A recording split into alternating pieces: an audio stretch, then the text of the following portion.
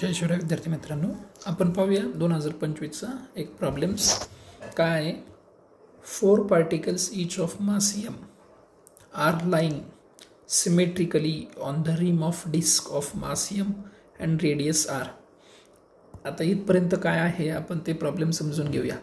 एक डिस्क आहे, ही साधारणतः ही आहे आपली डिस्क. ओके, आता तिची जी रिम आहे, रिम म्हणजे काय, ही आपली आउटर जी सर्कम्फरन्स दिसतोय ना त्याला म्हणायचं रिम. त्याच्यावरती 4 पार्टिकल्स आहेत. किती पार्टिकल्स आहेत? 4. समजा हा एक, हा 1, 2, हा 3 आणि हा 4. हे 4 पार्टिकल्स आहेत आणि एका पार्टिकलचं मास किती आहे? m. m m m m ह्या हिशोबात. ओके, आता हा डिस्कचा झाला सेंटर, बरोबर. ह्या डिस्कचं जे टोटल मास आहे ते किती आहे? m. डिस्कची जी रेडियस आहे ती किती आहे? r. ओके, इथपर्यंत तुम्हाला ठीक झालं. आता ते काय म्हणतात पुढे जाऊन, movement of energy of a system about an axis passing through one of the particle and perpendicular to plane of disc. बरं, ते काय म्हणतात की तुम्ही तुमचा जो ॲक्सिस ऑफ रोटेशन आहे ना तो एका पार्टिकलमधून गेला पाहिजे. कुठून गेला पाहिजे? एका पार्टिकलमधून सिंगल पार्टिकलमधून तो काय केला पाहिजे? ॲक्सिस ऑफ रोटेशन गेला पाहिजे. समजा आपण असं मानलं का तो इथून जातोय ह्या पार्टिकलमधून, बरोबर. तर ह्या पॉइंटला तुमचा मुवमेंट ऑफ इनर्शिया काय होईल हा त्यांचा प्रश्न आहे. सगळ्यात अगोदर तुम्हाला फक्त डिस्कचा विचार करावा लागेल. ओनली डिस्क, ओनली काय? डिस्क. आता आपल्याला माहिती आहे जर डिस्क असेल आणि तिच्या सेंटरमधून ॲक्सिस ऑफ रोटेशन पास होत असेल तर तुम्ही काय लिहिता? IC इज इक्वल टू काय लिहिता? mr²/2. आपल्या केसमध्ये काय दिलेलं आहे त्यांनी, जो ॲक्सिस ऑफ रोटेशन आहे तो वन एंडपासून पास होतोय म्हणजे तो टँजेंट दाखवतोय आणि तो कसा आहे? परपेंडिक्युलर टू द कशाला? कोणा परपेंडिक्युलर आहे? तो perpendicular to the plane of disc. म्हणजे हा आहे आपल्याकडे आय टँजेंट. म्हणजे ओनली डिस्कचा ज्यावेळेस विचार करतो त्यावेळेस तो आहे I tangent perpendicular to the plane. आणि त्याची व्हॅल्यू किती असते? तर ती असते 3/2 mr². 3/2 किती असते? mr². मग आपण आता डिस्कचा विचार केला तर फक्त डिस्कचा ह्या पॉईंटच्या अबाउट डिस्कचा मुवमेंट ऑफ इनर्शिया किती? आय डिस्क किती येतो? 3/2 mr². 3/2 mr². आता आपल्याला 4 पार्टिकलचा विचार करायचा आहे. आता लक्ष देते सगळेजण.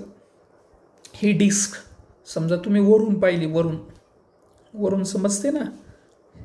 ओके, तर हे जे तुमचे 4 पार्टिकल्स आहेत, तुमचे 4 पार्टिकल्स, हा एक इथं आहे, एक इथं आहे, एक इथं आहे आणि एक इथं आहे. हे तुमचे 4 पार्टिकल्स, बरोबर.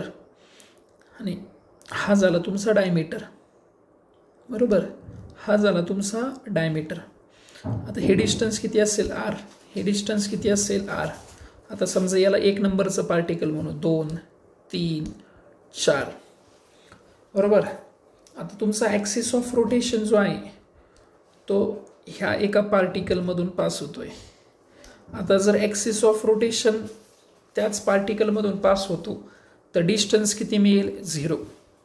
कारण डिस्टन्स म्हणजे काय की आपल्याकडे मोमेंट ऑफ इनर्शिया काय कसा डिफाईन होतो? हा पार्टिकल याचं मास m आणि हा जर ॲक्सिस ऑफ रोटेशनपासून r एवढ्या डिस्टन्सवर असेल तर त्याचा मोमेंट ऑफ इनर्शिया mr².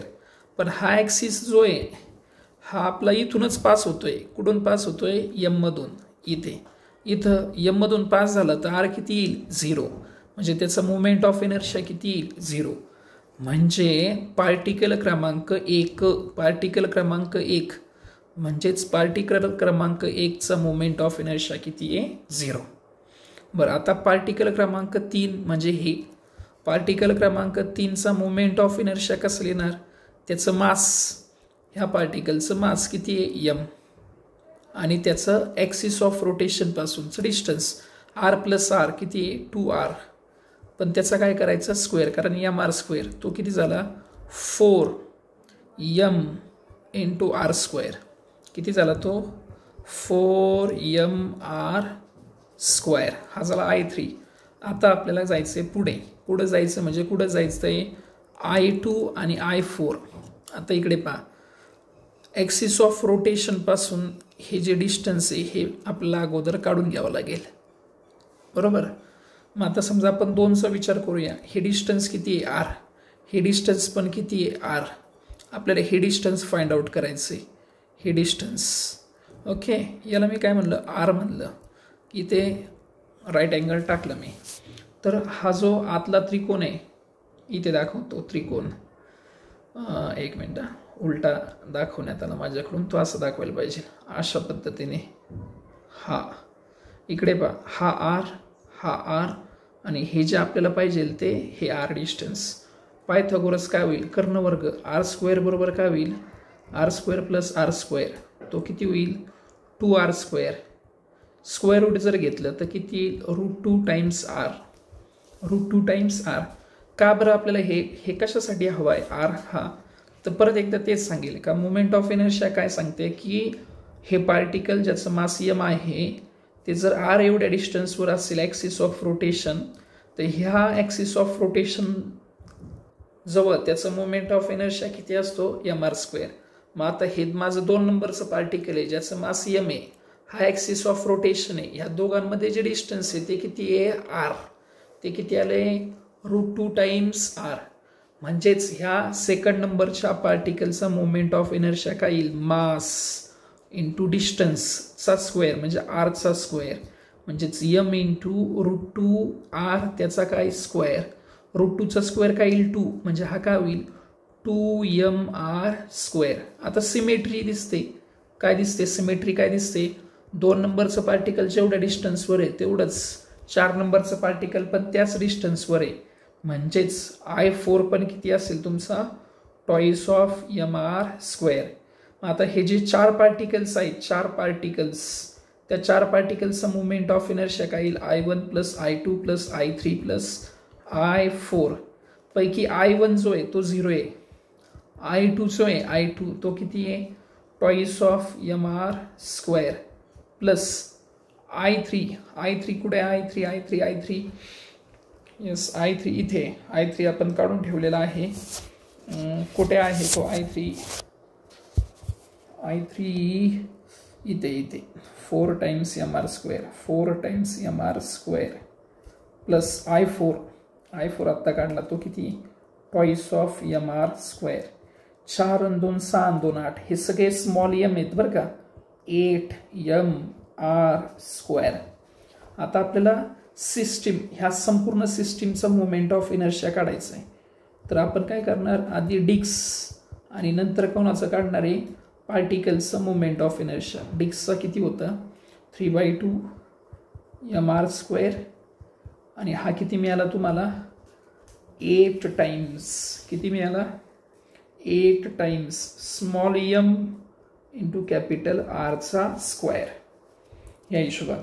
आता आपल्याला काय दिसतंय की अशा प्रकारे कुठंच उत्तर दिसत नाहीये 3/2. मग आपण काय करू LCM काढू, याला 2 ने गुणू आणि 2 ने भागू, म्हणजे हा होईल 3/2 mr स्क्वेअर. 2 ने गुणल्यावर 8 दुने किती होईल 16, स्मॉल m आहे स्मॉल m आहे, हा कॅपिटल m आहे, काय कॅपिटल m गोठला व्हायला नको mr स्क्वेअर आणि हा काय होईल 16 small m capital R square